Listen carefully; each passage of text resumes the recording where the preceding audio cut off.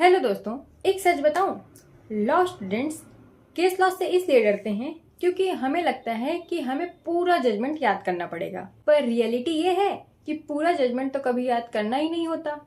सोचो, अभी तक हम भ्रम में जी रहे थे।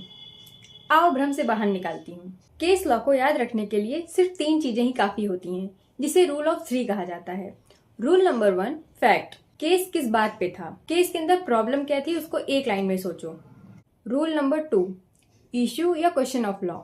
कोर्ट के सामने सवाल क्या था, लॉ का कंफ्यूजन क्या था।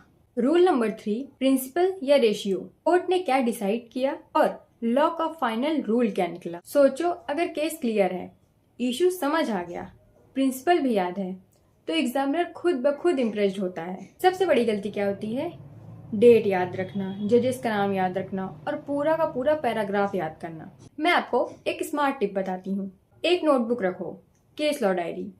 हर केस को सिर्फ 4-5 लाइंस में लिखो। रोज एक केस भी काफी होता है। जुडिशियल एग्जाम्स हो या वाइवा, क्लैरिटी देखी जाती है, मेमोरी नहीं। केस लॉ टफ नहीं होते गाइस, बस उन्हें टफ बनाया जाता है।